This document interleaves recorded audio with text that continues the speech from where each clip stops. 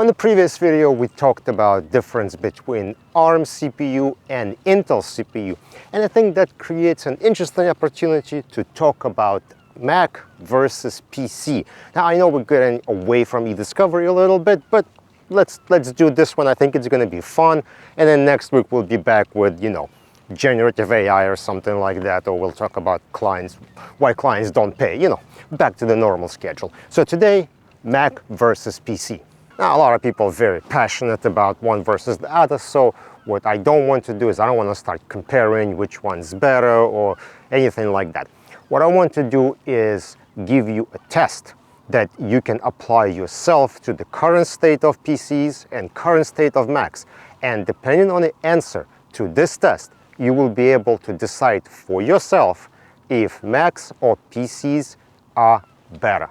And just to make sure I give people credit where credit is due, this test was suggested to me by Louis Rossmann. That's his YouTube channel. He absolutely hates Apple. He hates them as a company. He hates products. But this was his idea of what you can do to compare the two platforms and figure out which one is best. So the test goes something like this. Imagine Elvis Presley, the singer, for those who don't know, is coming back from the dead. He's coming back, and he's going to only come back to sing one song. That's all that's going to happen. He's coming back from the dead, he's going to sing one song. You're the person who needs to grab a laptop from the shelf, grab a microphone, plug him in, and record it.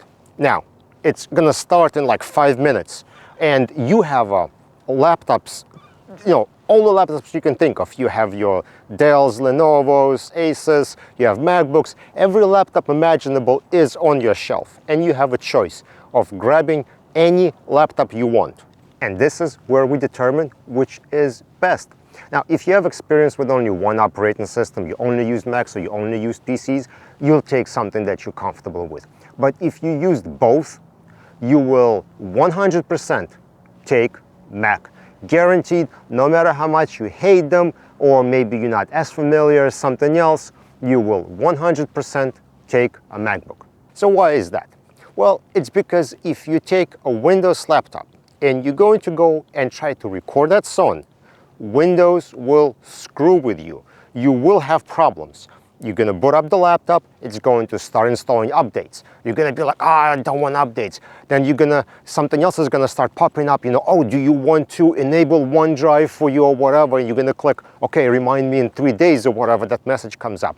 Then it's going to start, the fans are going to kick on at like super high speed. And you're like, what is going on? What's running on my computer? You're going to go to Task Manager and it shows that the Task Manager is using 100% of the CPU. You're like, what is going on? I got 3 minutes or 5 minutes or whatever. I gotta start recording this. I don't have time to screw around with this. And I don't want this computer to be at 100% CPU because I'm gonna possibly ruin the recording. I'm gonna have dropped frames or glitches or something. On the other hand, if you use a Mac, you'll boot it up, you'll open whatever application you need, and you'll just use it. There's gonna be no stupid things popping up. It's not going to overwhelm your CPU with some kind of background processes. You can pretty much guarantee that you will be able to get done what you need done without operating system screwing with you in some way. Oh, I know what you're going to say. I'm sure there are exceptions to this. And yeah, if you're doing a gaming, then you want a desktop PC. If you're doing something specific to whatever your job requirements are, you may need to use a different computer than Mac. But for general purpose use, Macs are going to give you better overall experience, and they will not mess with you when you're trying to get something done.